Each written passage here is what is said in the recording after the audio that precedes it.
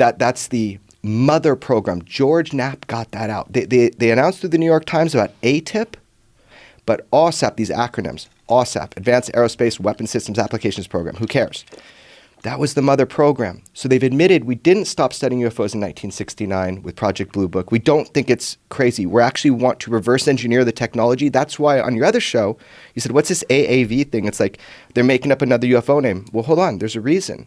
Because in the documents, the DIA documents that George Knapp released, that everybody said was fake till now they know is real, they call them AAVs, which is Advanced Aerospace Vehicles. People are getting the acronyms wrong. So the reason for the terminology change is so that we can mimic what we're reading in the DIA documents. People can look for that now. So they changed the names to get people away from UFO or UAP, even like Hillary Clinton said on air, right? So what are you talking about? Hillary Clinton said. Hillary Clinton informed the public on Jimmy Kimmel, oh, Jimmy, we don't call them UFOs anymore. We call them UAPs, unidentified aerial phenomenon.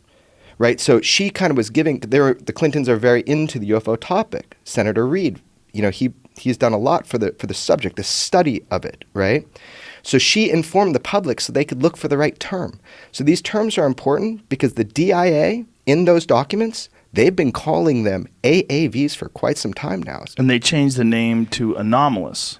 No, that's kind of a misnomer. No, so they always mess around with things, but it's actually advanced. Right, but when they're describing it in the news, they were calling it anomalous aerospace vehicles. Totally, and that's cool. They were also saying anomalous aerospace threats, AAT, right? Because they want the sense of a threat. Right. So my point is, if people don't know this now and they think this stuff is fantasy, this part of it, that we're studying it, that we take it seriously, we're spending money on it, and that we're getting great data from visual pilots to radar. That's why we know it's aerospace. They dropped from 80,000 feet. But guess what? That's the top scope of the Spy 1 radar is 80,000 feet.